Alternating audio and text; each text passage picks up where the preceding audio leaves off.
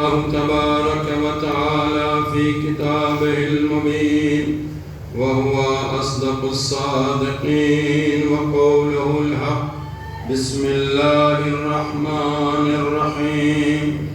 ومن يبتغي غير الإسلام دينا فلن يقبل منه وهو في الآخرة من الخاسرين.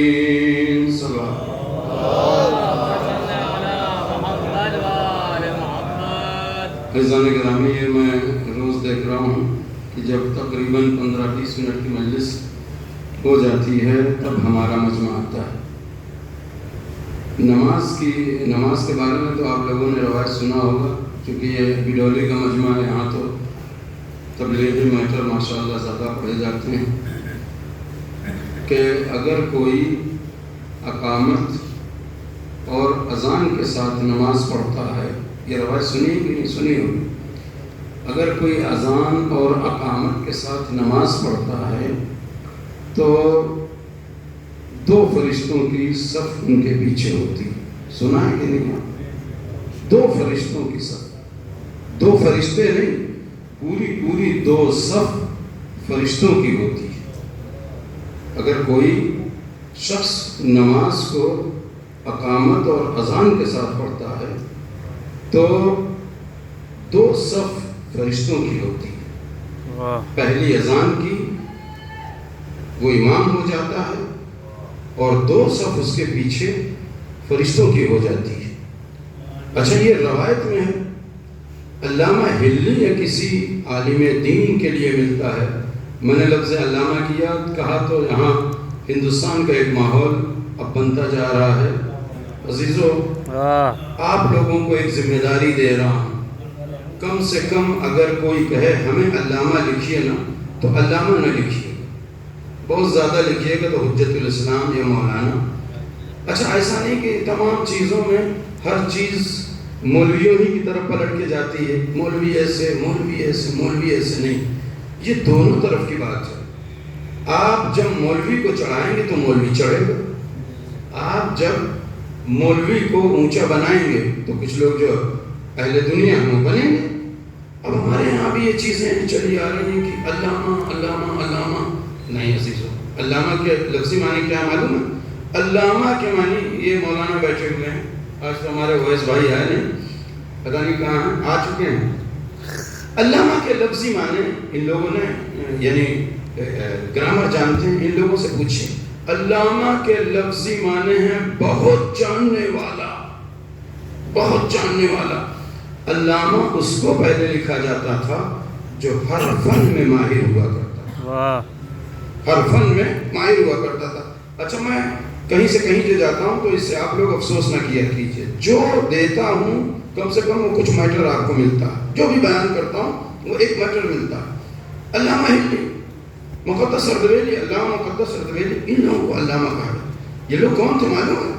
مقدس اردبیلی کے لیے یہاں تک ملتا ہے کہ جب وہ نجف اشرف کے اندر حرم مطہر میں داخل ہوتے تھے اور کہتے تھے السلام علیکہ یا علی ابن ابی طالب، تو جواب آتا تھا علیکہ السلام یا مقدس اردبیلی. اللہ اکبر. ایسے لوگ تھے. اور اس کے بعد اب آگے بات تو علامہ مقدس اردبیلی کی بات کر دوں کہ ایک دن جو ہے جب ان کا خادم روز دیکھتا تھا کہ یہ روز جا رہے ہیں اور وقت سے ہٹ کے جاتے تھے، جب حرم مطہر بند ہو جاتا تھا تب جایا کرتے تھے. تو ایک دن ایک خادم ان کا پیچھے لگ گیا اور اس کے بعد کہا دیکھیں کہاں جاتے ہیں. تو دیکھا کہ یہ حرم کی طرف گئے. کس حرم کی طرف؟ مولا کائنات کی حرم، نجف اشرف. جیسے کہ ایک تالا کھلا، دوسرا تالا کھلا. میں کہیں لے چل رہا ہوں آپ کو، ایک دن ایک روایت میں نے پڑھی تھی تو اس کو ثابت ہو جائے گا. ایک تالا کھلا، دوسرا تالا کھلا، تیسرا تالا کھلا، پھر آخر میں زری کا تالا کھلا اور آپ وارد ہوئے ذریح اقدس مولا کائنات پر. اور اس کے بعد کہا السلام علیکہ یا علی ابن ابی طالب، تو ذریح مقدس سے جواب آیا علیکہ السلام یا مقدس اردبیلی. اس دن میں نے روایت پیش کیا تھا کیا؟ العلماء افضل من انبیاء بنی اسرائیل. علماء انبیاء بنی اسرائیل سے افضل ہیں. جناب یوسف کے لیے اگر 7 تالے کھل سکتے ہیں موقع خاص پر، تو جناب مقدس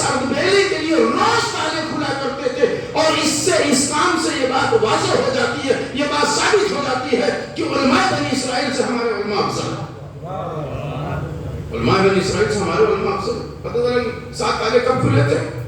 جب جناب زلیخا نے آپ کا پیچھا کیا تھا. 1 تالا کھلا، 2 تالا کھلا، 3 تالا، سب کھلتا گیا. اور اس کے بعد میں بادشاہ مصر آیا اور اس کے بعد کیسا. اب ایک بات آ گئی تو اور بتا دوں. تو جب یہ بات سب ہو گئی تو اس میں 2 آیت آپ کی خدمت میں پیش کرتا ہوں. ایک آیت یہ کہ اس عزیز مصر نے کیا کہا تھا؟ اِنَّ كَيْدَكُنَّ عَظِيمٌ. جب اس نے دیکھا کہ یہ طرح طرح سے زلیخا بہانے کر رہی ہیں تو کیا کہا تھا؟ اِنَّ كَيْدَكُنَّ عَظِيمٌ. قرآن مجید میں اٹھا کے دیکھیے، تم عورتوں کا مکر بہت عظیم ہے. اب مکر کی میں بات کروں کیا؟ دوسری آیت کیا؟ یہ میں نے آیت پڑھی ہے، مولانا یہ آیت ہے نا، اِنَّ كَيْدَكُنَّ عَظِيمٌ. تم عورتوں کا مکر جو ہے، مکاری بہت عظیم ہے. اب دوسری آیت پڑھو، اِنَّ كَيْدَ الشَّيْطَانِ ضَعِيفٌ. شیطان کا مکر کمزور ہے، لیکن اِنَّ كَيْدَكُنَّ عَظِيمٌ. لیکن تمہارا مکر عظیم ہے. تو عزیزان گرامی، آپ تشخیص دیجئے جب کسی روایت کو پڑھیے، کسی آیت کو پڑھیے، کسی حدیث کو پڑھیے تو اس کو سمجھنے کی کوشش کیا کیجیے. اس کو سمجھنے العلماء افضل من انبیاء بنی اسرائیل. اس دن میں ایسے ہی کہہ کے آگے بڑھ گیا تھا، لیکن آج موقع آ گیا. خود میں نے موضوع بنایا نہیں، ایک موقع آ گیا. علامہ کہتے کہتے ایک موقع آ گیا تو اس میں ثابت ہو گیا کہ جناب یوسف عظیم المرتبہ نبی، اس کے بعد بھی کیا ہے، جب ان کے لیے 7 تالے ٹوٹے. 7 تالے کب ٹوٹے تھے؟ جب ایک موقع خاص تھا، ایک اضطرابی منزل تھی، ایک پریشانی کا وقت تھا، ایک بے چینی کا وقت تھا. اس وقت ان کے لیے 7 تالے کھلے تھے. کس کے لیے؟ جناب یوسف کے لیے. لیکن یہاں تو جناب مقدس ارتبیلی روز جاتے تھے. جب حرم مطہر بند ہو جایا کرتا تھا تو آپ خاص طور پر بالکل تمام وقت سے ہٹ کے جایا کرتے تھے، تمام تالے کھل جاتے تھے. یہ روز کھل جاتا تھا. اچھا، اب ثابت ہو گیا کہ العلماء افضل من انبیاء بنی اسرائیل. انبیاء بنی اسرائیل سے علماء افضل ہیں کہ نہیں؟ ہاں ہیں. آپ ان کی خدمت دیکھیے، ان کے قوم کا درد دیکھیے، یہ افضل ہیں. غرض کیا ہماری گفتگو چل رہی تھی؟ ہماری گفتگو یہ چل رہی تھی کہ جب کوئی اذان اور اقامت کے ساتھ نماز پڑھتا ہے. علامہ ہلی کے بارے میں ملتا ہے کہ علامہ ہلی کہتے ہیں کہ وہ جب کسی اپنے شاگرد کے، یہ واقعہ ملتا ہے، علامہ ہلی جو اپنے کسی شاگرد کے پاس پہنچے، علامہ ہلی وغیرہ وہ تھے کہ جو چشم برزخی رکھتے تھے. چشم برزخی آپ کو پتا ہے؟ چشم برزخی وہ ہے کہ مولانا کوثر ظاہری طور پر تو عبا پہنے ہوئے ہیں، قبا پہنے ہوئے ہیں، امامہ لگائے ہوئے ہیں. ان کی ایک ظاہری صورت ہے، بہت غور سے سنیے، ان کی ایک ظاہری صورت ہے جو دکھائی پڑ رہے ہیں. چشم برزخی رکھنے والا کیا ہے معلوم ہے؟ چشم برزخی رکھنے والا ہماری باطنی صورت کو دیکھ رہا ہے کہ ہم اندر سے کیسے. ابھی بھی نہ سمجھ میں آیا ہو تو بتائیں. ایک نیا پھر وہی بات آگے بڑھ جائے گی والی کی اذان اور اقامت والی. لیکن سنیے، ایک نیا امریکہ سے ایک لڑکا آیا ایران میں، قم المقدسہ میں. قم میں آیا امریکہ سے ایک لڑکا، اور اس کے بعد وہ اچھا یہ میں آپ کو بتا دوں، ہم سے آپ سے متقی اور پرہیزگار وہ لوگ بنتے ہیں جو کنورٹ ہوتے ہیں، جو بدلے ہوئے ہوتے ہیں. وہ ہم سے آپ سے متقی پرہیزگار بنتے ہیں. کیوں؟ ہم تو مسلمان گھر میں پیدا ہوئے لہذا مسلمان ہو گئے. ہم شیعہ گھر میں پیدا ہوئے لہذا شیعہ ہو گئے. انہوں نے تو تحقیق کی ہے نا، تحقیق کرنے کے بعد یہاں آئے ہیں نا. تو وہ بیچارہ گھر میں وہی کمرے میں، مدرسہ امام خمینی ایک مدرسہ ہے، یہ لوگ سب جانتے ہیں، تو وہی رہتا تھا اور تقوی کے لحاظ سے بہت ہی اچھا. ایک دن وہاں ایک گزرخان، مولانا کو معلوم ہے، ایک گزرخان مارکیٹ ہے جہاں ہر چیز ملتی ہے. گوشت بھی ملتا ہے، سامان بھی ملتا ہے، مچھلی بھی ملتی ہے، مرغ سب وہاں. وہ بڑی مارکیٹ ہے. اس کے ساتھی لوگ اسے لے کے چلے گئے. چشم برزخی کسے کہتے ہیں. اس کے ساتھی لوگ اسے لے کے چلے گئے. تو جیسے وہ باہر نکلا، ہمارے یہاں یہ کہا جاتا ہے امام سجاد علیہ السلام جب حج کے موقع پر گئے تھے تو یہ دیکھا تھا کہ لوگوں کی اشکال، لوگوں کی شکلیں مختلف تھیں. میرے بھائی، یہ تو آپ کو سمجھانے کے لیے امام سجاد کے فضائل بیان کیے جاتے ہیں، ورنہ امام سجاد کا رتبہ اور کہیں ہے. یہ تو ہم کو آپ کو بتانے کے لیے یہ ہے، ورنہ ان کا رتبہ ہم سمجھ نہیں سکتے. تو جب وہ باہر گیا تو اس نے کہا، ارے تم ہمیں کہاں لے کے چلے آئے؟ یہاں تو کوئی شیر نظر آ رہا ہے، کوئی چیتا نظر آ رہا ہے، کوئی لومڑی نظر آ رہا ہے، کوئی کچھ طرح طرح کے جانور نظر آ رہے ہیں. کہا رہے دوسرے لوگ جو اس کے ساتھی تھے، کہا نہیں ہم تو نارمل انسانوں کو، لوگوں کو دیکھ رہے ہیں، اور تم کیسے آپ یہ دیکھ رہے ہو؟ کہا نہیں مجھے تو یہ سب چیزیں دکھائی پڑ رہی ہیں. اب ان کے دوست لوگ، وہ جس نے کہا تھا کہ ہمیں تو یہ سب نظر آ رہا ہے، یہاں سے ہمیں جلدی لے چلو، تو گزر خان ایک مارکیٹ ہے وہاں سے جلدی سے اسے لے گئے. تو جب وہاں سے لے گئے اور اس کے بعد آغا بہجت کا نام آپ لوگوں نے سنا ہوگا. آغا بہجت کے پاس لوگ بتاتے ہیں کہ 12 کمال خداوند عالم نے انہیں ایسے دیے تھے جو اعجازی تھے. اعجازی کا مطلب مافوق طبیعت، نیچر سے ہٹ کے، نیچر سے اوپر، طبیعت سے اوپر. جس میں سے ایک ان کا یہ ہے کہ جیسے وہ آگے دیکھتے تھے ویسے پیچھے دیکھتے تھے. جو وہاں پڑھنے والے ہیں وہ جانتے ہیں، جیسے وہ پیچھے دیکھتے تھے ویسے. جب آغا بہجت کے پاس اس طالب علم کو لے آیا گیا تو آغا بہجت نے کہا اپنی زبان میں، چرا شما بدیگران گفتی. آپ سمجھ گئے؟ یہ میں بالکل موضوع سے ہٹتا جا رہا ہوں، میں کچھ وہی تو ہے میری بات کی، میں سوچ کے کچھ آتا ہوں پڑھتا کچھ ہوں. چرا شما بدیگران گفتی، اس کا مطلب کیا معلوم ہے؟ اس کا مطلب یہ ہے کہ اگر تمہیں یہ کمال حاصل ہو گیا تھا، کس کو؟ اس بچے سے کہا، اگر تمہیں یہ کمال حاصل ہو گیا تھا تو تم نے یہ بات دوسروں سے کیوں کہہ دی؟ آپ سمجھ گئے؟ آپ سمجھ گئے کہ جب تمہیں یہ کمال حاصل ہو گیا تھا، چشم برزخی جب خدا نے تمہیں دے دی تھی، تو تم نے یہ کمال اپنا دوسروں سے کیوں ظاہر کر دیا؟ عزیزو، اس موقع پر ایک بات میں آپ سے کہنا چاہتا ہوں، اگر روحانی چیز کبھی آپ خواب میں دیکھ لیں، کبھی آپ کو کوئی چیز مل جائے تو اس کو عام نہ کیجیے گا. لوگ بڑے فخر سے کہتے ہیں میں نے آج خواب میں یہ دیکھا، میں نے یہ دیکھا، میں نے وہ دیکھا. نہیں، اگر روحانی چیز مافوق نیچر، مافوق طبیعت، اگر کوئی چیز آپ کو مل جائے تو کہا کہ آپ جو ہے کبھی دوسرے سے نہ کہیے. تو انہوں نے کہا چرا شما بدیگران گفتی، بیٹا تمہیں یہ دوسروں سے نہیں کہنا چاہیے تھا. کہا کیوں؟ کہا اب کہا اسی گزر خان نے. آپ سمجھ گئے؟ کہا اگر بہجت نے کہا کہ اب کہا اسی گزر خان نے. اب دوبارہ ان کے دوست ان کو لے کے اسی گزر خان میں گئے. اب انسان نظر آ رہے تھے. کیوں؟ کمال جو روحانی کیفیت انسان کو حاصل ہو اس کو کبھی بتانا نہیں چاہیے، اس کو کبھی بتانا نہیں. ہم نے خود ایک ایسا خواب دیکھا تھا. روشن علی صاحب کا نام آپ لوگوں نے سنا ہوگا. روشن علی صاحب بہت ہی بزرگ، بہت ہی فاضل، بہت پڑھے لکھے، ایران میں تھے. ہم نے عقائد کی کتاب باب ہدی اشر ان سے پڑھی. مولانا عقائد میں بہت اچھے تھے اور اجتہاد میں بہت اچھے تھے، اصول میں بہت اچھے تھے. تو انہوں نے کہا کہ ان سے ہم نے ایک خواب بتا دیا. یہی جملہ جو آغا بہجت نے کہا تھا وہی جملہ انہوں نے اردو میں کہا کہ آج تو بتا دیا، اب کہیں ایسی چیز نہ بتانا. اور جو ہم 2 سے 3 دن تک مستقل دیکھ رہے تھے، جس دن انہیں بتا دیا چوتھے دن وہ چیز آئی نہیں. تو عزیزو، جب کوئی روحانی چیز ملے تو اس کو بتایا جائے، اس کو اپنے تک رکھا کریں. پھر آ جاؤں میں تو علامہ ہلی اپنے ایک شاگرد کے پاس گئے. شاگرد جو ہے، یاد رہا موضوع یہی بہت ہے. علامہ ہلی نے اپنے شاگرد کو دیکھا کہ وہ اکیلے نماز پڑھ رہا اور اس کے پیچھے 2 صف ہے. کس کی؟ فرشتوں کی. یہ وہ لوگ تھے. علامہ ہلی وغیرہ کے پاس چشم برزخی تھا.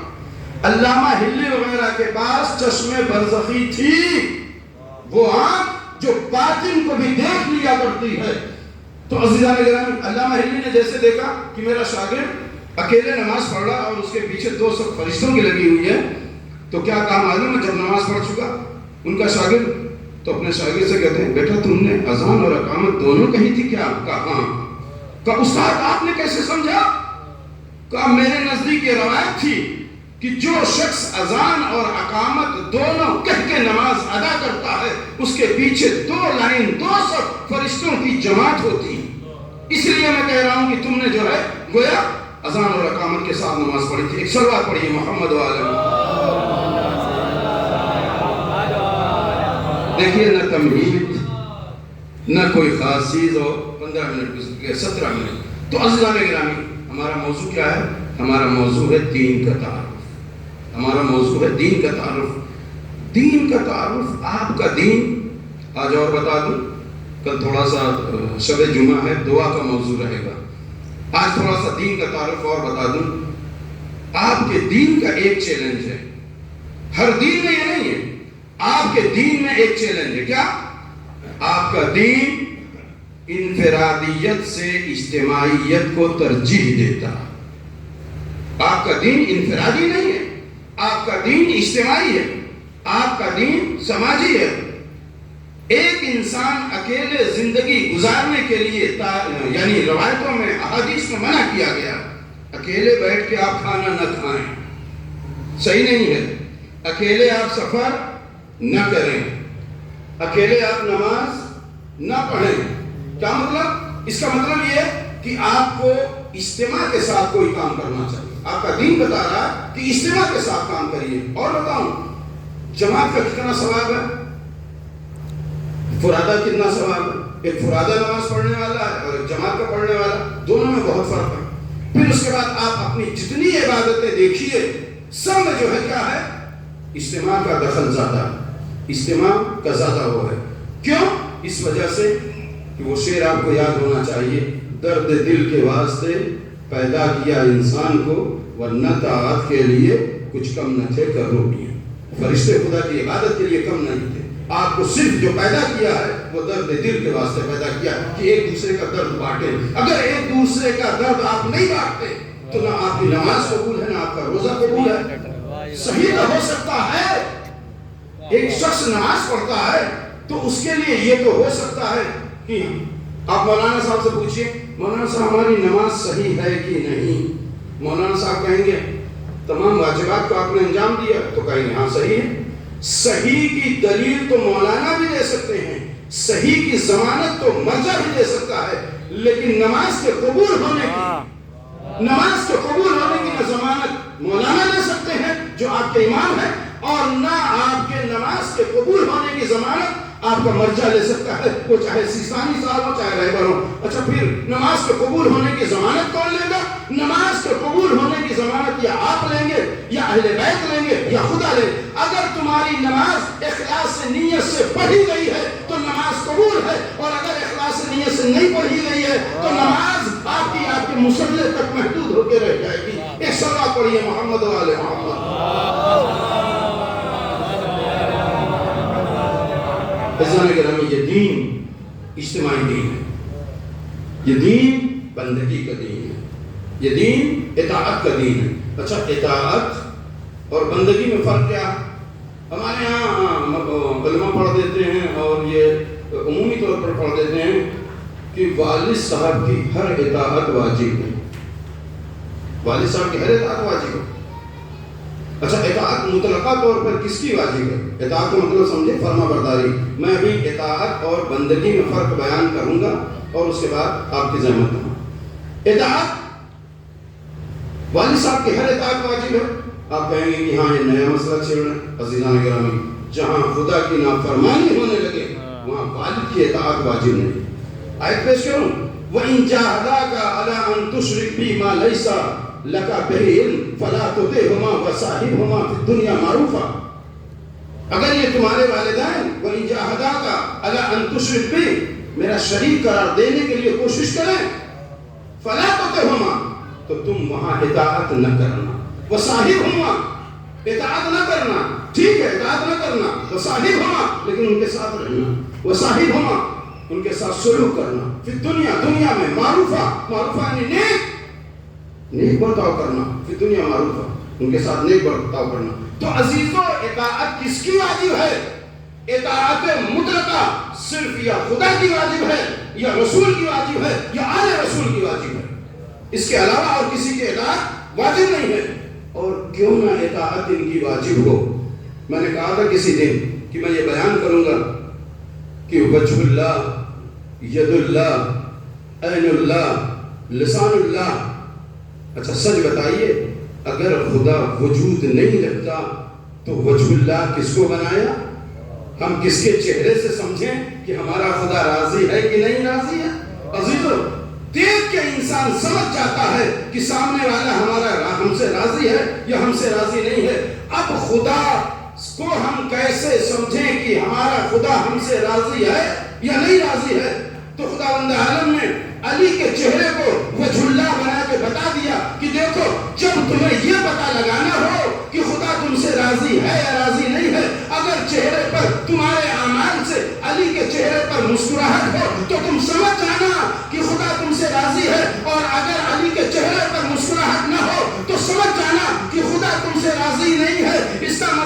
علی کی رضا، خدا کی رضا، خدا کی رضا، علی کی رضا. ایک صلوات پڑھیے محمد والے محمد.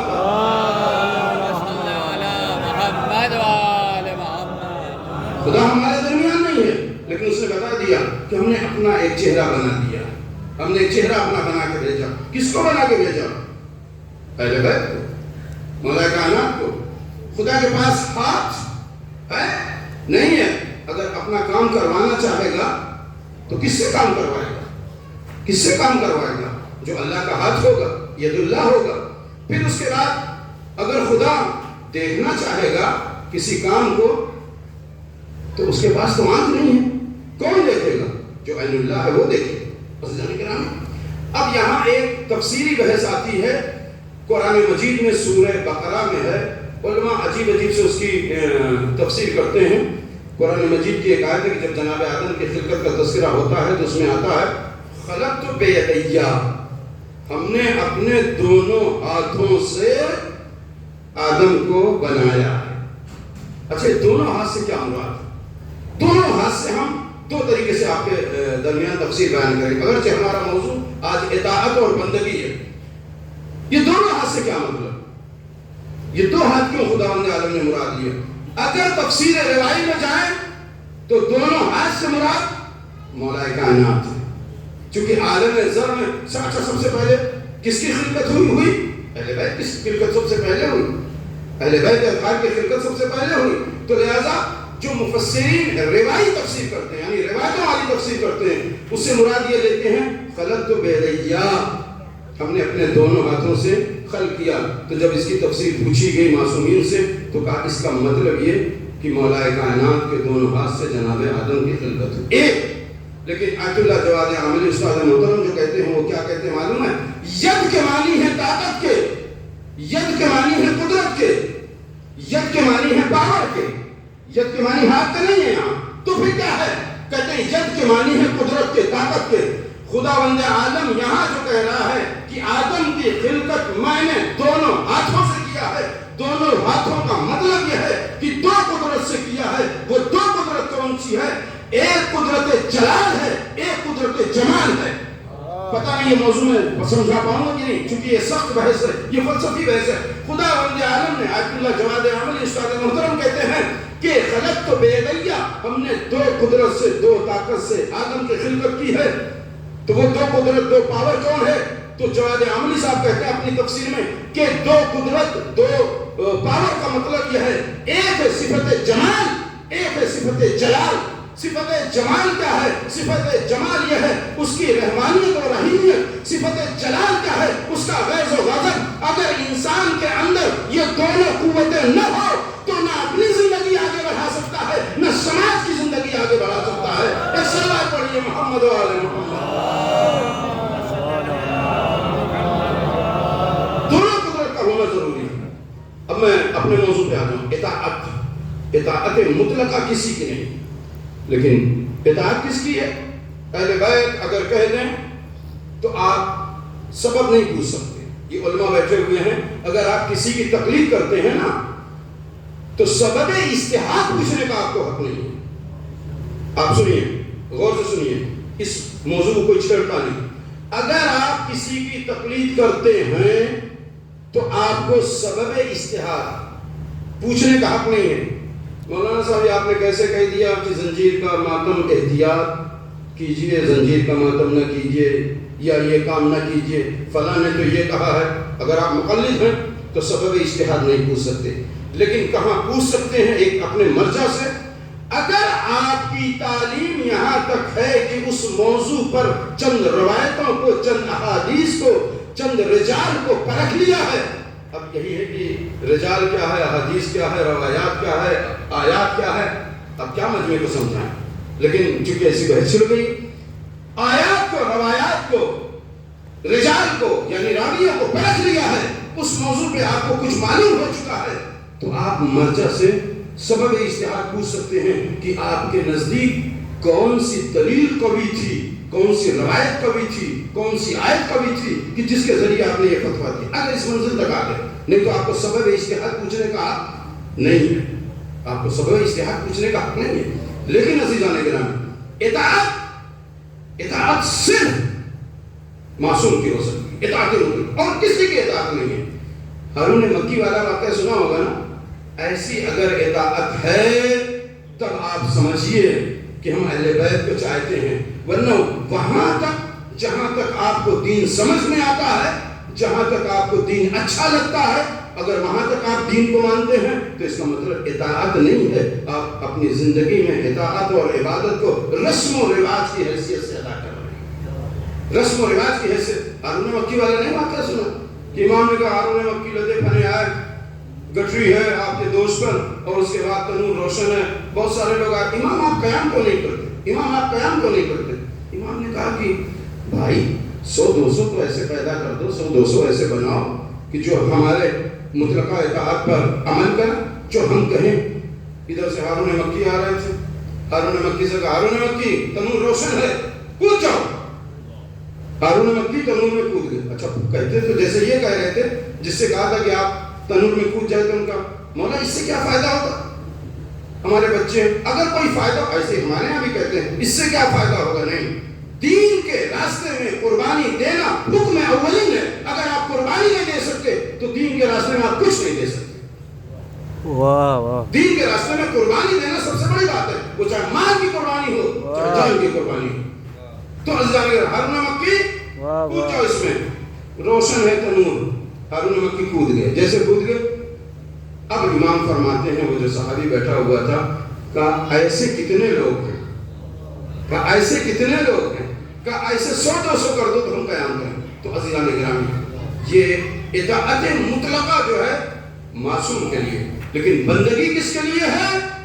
بندگی خدا کے لیے۔ اب میں ایک وہ بحث چھیڑنے جا رہا ہوں جو نہایت ہی دقیق ہے۔ بندگی امامت سے افضل، بندگی امامت سے افضل، بندگی رسالت سے افضل، بندگی نبوت سے افضل۔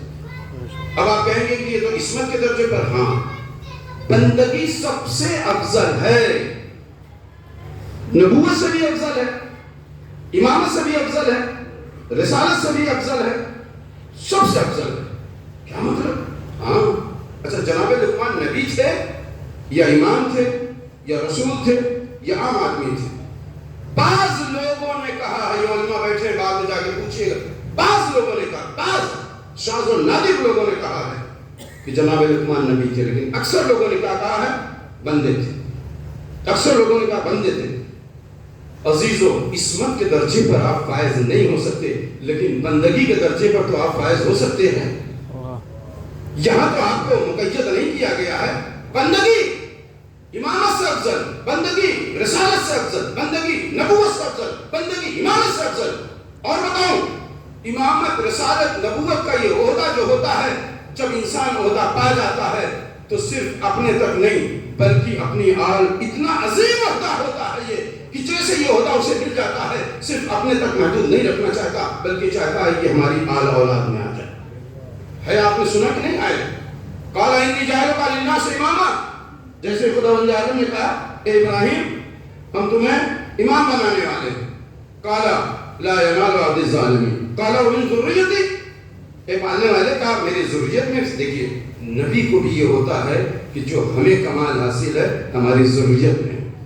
آج کا زمانہ کیسا ہے کہ خود پڑھ لکھ لیتے ہیں اور بچے کو نہیں پڑھاتے اور اس کے بعد مزدوری کرنے بھیج دیتے ہیں، کیوں؟ پیسہ ہے۔ نہیں، آپ علم کی قدر کیجیے۔ قال ومن ذریتی، کیا میری ذریت میں سے بھی یہ ہوگا؟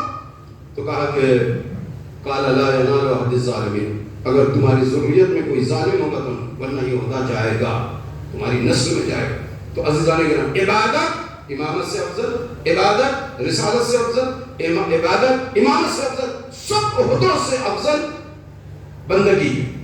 بندگی کیسے؟ جیسے میں ایک مثال دوں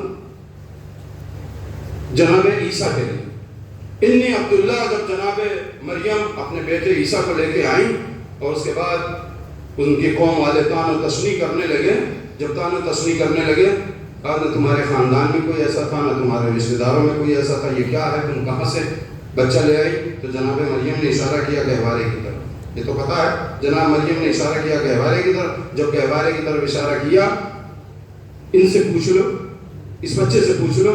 تو ان لوگوں نے کہا کہ بچہ گہوارے میں کلام کرے گا.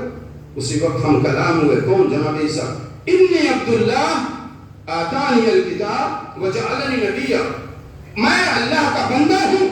وجعلنی، انی عبداللہ آتانی الکتاب، اور مجھے کتاب عطا کی گئی. وجعلنی نبیا، اور مجھے نبی قرار دیا گیا. اب یہاں سے عزیزان گرامی سمجھیے، سب سے پہلا جملہ انہوں نے کیا کہا؟ انی عبداللہ، میں اللہ کا بندہ ہوں. اس کے بعد کہا آتانی الکتاب، مجھے کتاب عطا کی گئی. اس کے بعد کہا وجعلنی نبیا. اس کا مطلب سب سے بلند اور سب سے افضل رتبہ جو ہے وہ بندگی کا ہے. تبھی تو جناب عیسیٰ نے پہلے اپنے کو بندہ قرار دیا، اس کے بعد کی باتوں کو بعد میں بتایا. ایک سوال پڑھیے محمد و آل محمد.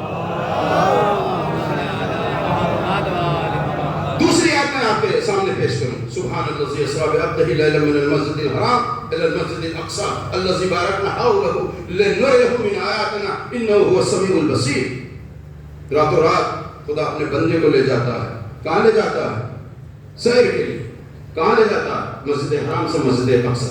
اس کے بعد الذی بارکنا حولہ، جو اس کے ارد گرد اس کی آیتیں ہیں، لنریہ، تاکہ ہم اس کو آیتوں کو دکھائیں. انہ هو السمیع البصیر، وہ بہت زیادہ سننے والا ہے اور بہت زیادہ دیکھنے والا ہے. اچھا بھائی، جب اس کے کان نہیں ہے تو کہاں سے سنتا ہے؟ اس کے جب آنکھ نہیں ہے تو کہاں سے دیکھتا ہے؟ نہیں. خدا نے اپنے نمائندے بنائے ہیں، اپنے ولی بنائے ہیں کہ جب وہ سنے گا تو اس کی خبر وہاں تک پہنچے گی، جب وہ دیکھے گا تو اس کی خبر وہاں تک پہنچے گی. عزیزان گرامی، تیسری آیت، تیسرا جملہ آپ کی نظر کرتا ہوں. آپ تشہد پڑھتے ہیں نا، یہاں میں نے بار بار کہا، 2-3 مرتبہ تو کہی پوری مجلس میں کہ آپ جب نماز پڑھیے تو نماز کا ترجمہ ضرور جانیے. کم سے کم نماز کا ترجمہ جانیے. نماز میں آپ کیا پڑھتے ہیں؟ اشہد ان لا الہ الا اللہ وحدہ لا شریک لہ واشہد ان محمدا عبدہ ورسولہ. یہی تو پڑھتے ہیں. اب ترجمہ کیجئے. اگر ترجمہ کرنے والے ہیں اشہد ان لا الہ الا اللہ، میں گواہی دیتا ہوں کہ اللہ کے علاوہ کوئی معبود نہیں، وحدہ لا شریک لہ، اور وہ واحد ہے اور اس کا کوئی شریک نہیں ہے. واشہد ان، اور میں گواہی دیتا ہوں، محمدن عبدہ، محمد اللہ کے بندے ہیں، ورسولہ، اور اللہ کے رسول ہیں. پہلے کیا آیا؟ بندہ. پہلے کیا آیا؟ پہلے لفظ بندہ آیا. پہلے لفظ بندہ ہے. اس کا مطلب بندگی ہر چیز پر، ہر عہدے پر فضیلت رکھتی ہے. بندگی رسالت پر بھی فضیلت رکھتی ہے، بندگی نبوت پر بھی فضیلت رکھتی ہے، بندگی امامت پر بھی فضیلت رکھتی ہے. اب استاد محترم آیت اللہ جواد عاملی کا ایک نظریہ آپ کی خدمت میں پیش کر کے یہ ثابت کروں کہ بندگی سب پہ فضیلت کیسے رکھتی ہے. آپ نے فرمایا العبودیہ، العبودیہ من الخلق الی الحق. سمجھ گئے؟ عبودیت یعنی بندگی من الخلق، خلق سے جاتی ہے حق تک، نیچے سے جاتی ہے بلندی کی طرف. اور رسالت کیا ہے؟ الرسالت من الحق الی الخلق. نہیں سمجھا پایا میں. بندگی کیا ہے؟ بندگی زمین سے جاتی ہے آسمان کی طرف. لہذا یہ سخت ہے، رسالت آسمان کی طرف سے آتی ہے زمین کی طرف. تو جو بلندی کی طرف جاتی ہے وہ بلند ہوتی ہے، جو بلندی سے نیچے آتی ہے وہ بلند نہیں ہوتی. ایک صلوات پڑھیے محمد و آل محمد.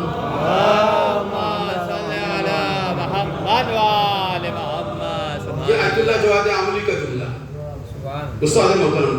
العبودیت من الخلق الی الحق. بندگی جو جاتی ہے وہ زمین سے جاتی ہے بلندی کی طرف، لیکن رسالت جو آتی ہے، امامت جو آتی ہے، نبوت جو آتی ہے، من الحق الی الخلق، اوپر سے آتی ہے. تو جو بلندی کی طرف جاتی ہے عزیزان گرامی وہ بلند ہوتی ہے. بندگی سب سے افضل بندہ بننے کی کوشش کی. جس دن آپ بندے بن گئے نا، اس دن سمجھ لیجیے آپ کو سب مل گئے. اگر آپ بندے بن جائیں، وہاں تک عبادت اور اطاعت نہ کیا کیجئے جہاں تک آپ کا دل کرے. نہیں، کبھی کبھی دل پر جبر کر کے آگے بڑھیا کیجئے عبادت. ایک عارف سے پوچھا گیا کہ یہ بتاؤ جنت کا فاصلہ کیا ہے. اس کے بعد ایک واقعہ اور ربط مسائل، 40 منٹ ہو گئے. ایک عابد سے پوچھا گیا کہ آپ یہ بتائیے کہ جنت کے راستے کی ڈسٹنس کتنی ہے، جنت کے راستے کا فاصلہ کتنا، جنت کے راستے کی دوری کتنی. یہ جملہ اگر کسی نے کہا ہوگا تو کہا ہوگا، ورنہ آج سن لیجیے. جنت کے راستے کا فاصلہ کتنا ہے، جنت کے راستے کی دوری کتنی ہے؟ تو عارف نے کیا کہا؟ عارف سمجھ رہے ہیں نا؟ عارف یعنی جو اللہ کی معرفت رکھنے والا، اس کو علمائی زبان میں عارف کہتے ہیں. عارف سے پوچھا گیا کہ جنت کا راستہ بتائیے، تو آپ کہیں گے نماز پڑھیے، روزہ رکھیے. یہ سب کچھ نہیں کہا. اس نے کیا کہا معلوم ہے؟ یہ جملہ آج کی مجلس کا خلاصہ ہوگا. اس نے کہا کہ جنت کا راستہ کوئی دور نہیں ہے. کہا کیا ہے؟ کہا 2 قدم. کہا 2 قدم؟ جنت کا راستہ صرف 2 قدم؟ کہا ہاں. کہا کیسے؟ کہا 1 قدم اپنے نفس پر رکھیے، دوسرا قدم جنت میں. آپ کے ذہن تک پہنچا کہ نہیں؟ 1 نفس، 1 قدم اپنے نفس پر رکھیے، یعنی 1 قدم سے اپنے نفس کو کچل دیجیے، دوسرا قدم آپ کا جنت میں خود بخود ہو جائے گا. تو جب نفس کو آپ کچل دیں گے تو یقینی طور پر یہ جنت کا راستہ آپ کا کم ہو جائے گا. جنت کا راستہ بہت طول و طویل نہیں ہے، 2 قدم صرف ہے. 1 قدم اپنے نفس پر رکھ دیجیے، اس کے بعد جنت کے راستے میں پہنچ جائے، جنت میں پہنچ جائے. بندگی سب کو نہیں ملتی. ہمارے یہاں تھوڑی سی نماز شب لوگ اگر پڑھ لیتے ہیں، ذات عاشورہ پڑھ لیتے ہیں اور دعا قبول نہیں ہوتی تو اللہ میاں سے تقاضے شروع کر دیتے ہیں. ہم نے تو 40 دن روایت میں تھا کہ 40 دن، کل جو ہے اسی 40 دن پہ کچھ تبصرہ کروں گا انشاءاللہ. ہم نے 40 دن یہ کیا اور اس کے بعد ہماری دعا نہیں قبول. نماز شب ہم نے پڑھا اور دعا قبول نہیں ہوئی. خدا سے تقاضے شروع کر دیتے ہیں. لیکن عزیزان گرامی یہ نہیں جانتے کہ خدا بند عالم کے پاس کتنی جلدی کس راستے سے پہنچا جا سکتا ہے. اب یہاں میں عقائد کی بحث کرتا ہوں. اگر آپ سے پوچھا جائے سب سے قریب ترین راستہ، وہ ہے صاحب اصول عقائد کا درس، سب سے قریب ترین راستہ خدا تک پہنچنے کے لیے کیا ہے؟ جنت کا راستہ ہو گیا. سب سے قریب ترین راستہ جنت تک پہنچنے کا کیا ہے؟ وہ اللہ تک پہنچنے کا کیا ہے؟ پیسہ ہے، دولت ہے، نماز ہے، روزہ ہے؟ نہیں. ہو سکتا ہے کہ ایک وقت میں اگر آپ نماز پڑھتے ہیں، نماز شب پڑھتے ہیں تو آپ کے اندر تکبر پیدا ہو جائے، آپ کے اندر عجب پیدا ہو جائے، آپ کے اندر عجب پیدا ہو جائے، آپ کے اندر خود پسندی پیدا ہو جائے. لیکن عزیزان گرامی سب سے اچھا، بڑھیا اور تیز راستہ جو ہے جو خدا تک پہنچاتا ہے وہ کیا ہے معلوم ہے؟ مصیبت. یہ جملہ آپ نے سنا؟ مصیبت. عبادت کر کے اتنی جلدی، نماز شب پڑھ کے اتنی جلدی، اورات پڑھ کے اتنی جلدی، دعائیں پڑھ کے اتنی جلدی خدا تک نہیں پہنچ سکتے جتنی جلدی جب کسی انسان پہ مصیبت پڑتی ہے کتنی جلدی سے خدا تک پہنچ جاتا ہے. آپ غور کیجئے نا. تو خدا تو آپ کو جلدی پہنچانا چاہتا ہے اور آپ چاہتے ہیں مصیبت پڑی تھوڑا سا گھبرانے لگے. نہیں، مصیبت پہ گھبرانا نہیں چاہیے. اور ایک روایت یاد آ رہی تو میں آپ کی خدمت پیش کروں کہ شیطان کہتا اذا ظفرت ابن آدم بثلاثۃ لم اطابقہ، کہ جب ابن آدم پر ہم 3 طرح سے کامیابی حاصل کر لیتے ہیں تو اس کا پیچھا چھوڑ دیتے ہیں. جب ابن آدم پر ہم 3 طرح سے کامیابی حاصل کر لیتے ہیں تو اس کا پیچھا چھوڑ دیتے ہیں. پہلی اذا اعجب نفسہ، جب وہ خود پسند بن جاتا ہے اپنی عبادت کا، یعنی عجب کرنے لگتا. ہم تو نماز سب پڑھنے والے ہیں، ہم تو بہت بڑے متقی پرہیزگار ہیں. ایک. دوسرا وَإِذَا اسْتَكْثَرَ عَمَلَهُ، جب وہ اپنے عمل کو زیادہ سمجھنے لگے. ارے ہم سے بڑا عبادت گزار کون ہے؟ نماز شب ہم پڑھتے ہیں، اول وقت ہم ظہرین کی نماز پڑھتے ہیں، اول وقت ہم نماز مغربین پڑھتے ہیں. کیا پہلا عجب آ جائے، خود پسندی آ جائے، ہم سے افضل کوئی نہیں ہے، ہم سے بلند کوئی نہیں ہے، ہم سے اچھا عبادت گزار کوئی نہیں ہے. شیطان کہتا ہے کہ 3 مرحلے میں جب ہم ایک آدم کی اولاد پر کامیاب ہو جاتے ہیں تو اس کو چھوڑ دیتے ہیں کہ جاؤ اب تم آزاد ہو. پہلی چیز اذا اعجب نفسہ، کہ جب وہ عجب کرنے لگے، خود پسند بن جائے. دوسری چیز اذا استکثر عملہ، جب وہ اپنے عمل کو زیادہ شمار کرنے لگے کہ ہم بہت بڑے عبادت گزار بن گئے. تیسری چیز کیا ہے؟ اذا نسی ذنبہ، جب وہ اپنے گناہوں کو کیا کرے؟ بھول جائے. عزیزو، شیطان کہتا ہے کہ میں آدم کی اولاد پر اس وقت کامیاب ہو جاتا ہوں جب اس کے اندر یہ 3 صفت آ جاتی ہے، اور جیسے یہ 3 صفت آ جاتی ہے اب میں اس کا راستہ چھوڑ دیتا ہوں، اس کے پاس نہیں جاتا. کیوں؟ وہ تو گمراہ ہو چکا ہے۔ کیا؟ پہلی صفت یہ کہ خود پسند بن جائے، دوسری صفت یہ اپنے عمل کو زیادہ سمجھنے لگے، تیسری صفت یہ کہ گناہ کر کے بھول جائے، گناہ کر کے بھول جائے۔ عزیزو، بندگی ایسے نہیں ملتی، بندگی پانے کے لیے بہت مشکل ہے۔ ایک واقعہ اور اپنے مسائل۔ ایک شخص چاہتا ہے غلام خریدنے، ایک شخص جاتا ہے غلام خریدنے، مارکیٹ میں جاتا ہے، جیسے غلام خریدنے جاتا ہے، دیکھا کہ غلاموں کی مارکیٹ لگی ہوئی ہے، اور غلاموں کی مارکیٹ میں ایک ایک کے غلام کے پاس جاتا ہے، بھائی تمہارا ریٹ کیا ہے؟ وہ کہتا ہے کہ ہماری قیمت یہ ہے، ایسا کھانا ہونا چاہیے، ایسا لباس ہونا چاہیے، ایسا بستر ہونا چاہیے، اتنا ماہانہ ہونا چاہیے۔ کہا نہیں، تم غلام نہیں۔ سمجھ گیا؟ شاید یہ واقعہ سنا، چونکہ یہ واقعہ حکایت میں بہت ملتا ہے اور لوگ پڑھتے ہیں۔ پھر اس کا دوسرے کے پاس گئے، پھر ایک بہت ہشت پشت کے پاس گئے جو بہت مضبوط تھا، اس کے پاس گئے تو اس کے اور تقاضے تھے۔ پھر ایک الگ جو کنارے کھڑا تھا اس کے پاس گئے، اچھا بھائی تم یہ بتاؤ کہ تمہارا ماہانہ کیا ہے، تنخواہ کیا ہے؟ کہا جو آقا دے دے۔ آپ سمجھ رہے ہیں؟ جو آقا دے دے۔ کھانا کیا کھاؤ گے؟ جو آقا کھلا دے۔ پیسہ کتنا چاہیے؟ جتنا آقا دے دے۔ بستر کیسا چاہیے؟ جو آقا جس بستر پر سلائے۔ اس کا مطلب آپ سمجھیں؟ اس کا مطلب جو بندہ ہوتا ہے وہ خدا سے تقاضے نہیں کرتا، جو بندہ ہوتا ہے وہ اپنے آقا سے تقاضا نہیں کرتا۔ اس نے کہا جب ہم بندے ہیں، جب ہم غلام ہیں تو تقاضا کیسا؟ نہ ہماری کوئی تنخواہ ہے، نہ ہمارا کوئی اچھا بستر ہے، نہ ہمارا کوئی اچھا کھانا ہے، نہ ہمارا کوئی اچھا لباس ہے۔ جیسا آقا لباس پہنائے گا ویسا لباس پہن لوں گا، جیسا آقا بستر دے گا ویسا بستر لے لوں گا، جیسا آقا کھانا کھلائے گا ویسا کھانا کھا لوں گا۔ تو عزیزان گرامی، جو غلام ہوتا ہے، جو خدا کا بندہ ہوتا ہے، وہ خدا سے تقاضا نہیں کرتا، بلکہ خدا جیسے اسے رکھتا ہے اسی حال میں زندگی گزارتا ہے اور خدا کا شکرانہ ادا کرتا رہتا ہے۔ ایک صلوات پڑھ دیجئے محمد و آل محمد۔ تو عزیزان گرامی، بندگی سب کو نہیں ملتی۔ کربلا میں بندگی کس کے پاس تھی؟ کربلا میں بندگی کس کے پاس تھی؟ جناب عباس معصوم تو نہیں تھے نا، جناب عباس معصوم تو نہیں تھے، لیکن آپ بندگی دیکھیے۔ خیمہ جب نصب کیا گیا فرات کے کنارے اور جب ہٹانے کو ہوا تو کیا امام حسین نے دوسرے کی زمین پہ خیمہ نصب کیا تھا؟ نہیں، امام حسین نے اپنی زمین پر خیمہ نصب کیا تھا۔ اس کے بعد بھی جب ادھر سے یہ آواز آئی کہ تم فرات کے کنارے سے خیمہ ہٹا لو تو غازی عباس کو جلال آ گیا تھا، لیکن جیسے ہی جناب زینب کی آواز سنی ویسے ہی جناب عباس نے خیمہ ہٹا لیا۔ کتنے موقع ایسے تھے کہ جناب عباس کو لڑائی کرنے کا موقع ملا، لیکن جناب عباس میں بندگی کیسی تھی، جناب عباس میں اطاعت فرما برداری اپنے آقا کی، اپنے مولا کی کیسی تھی۔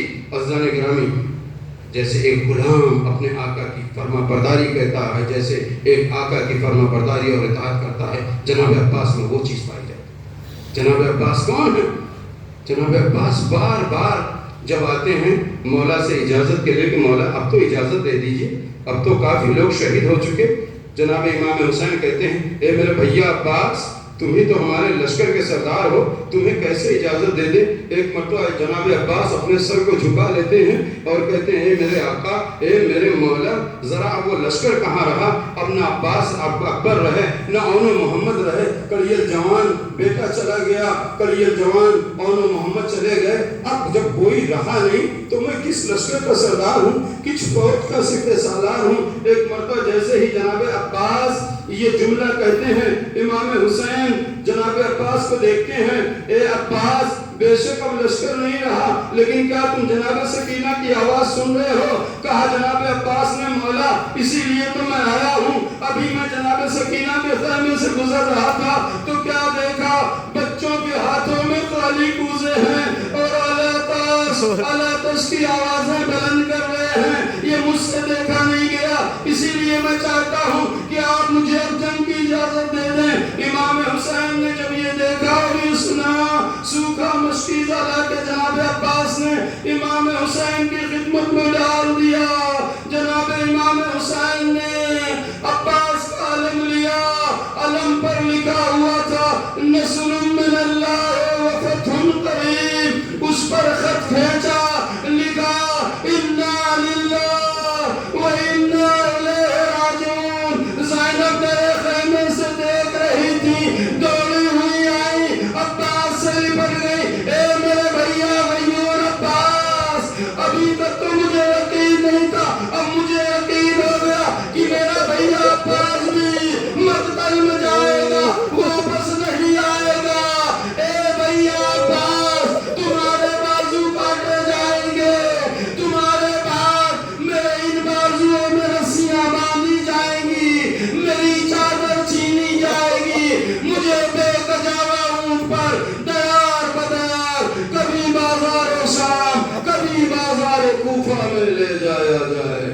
ألا لعنة الله على قوم الظالمين سيعلم الذين ظلموا أي منقلب ينقلبون إنا لله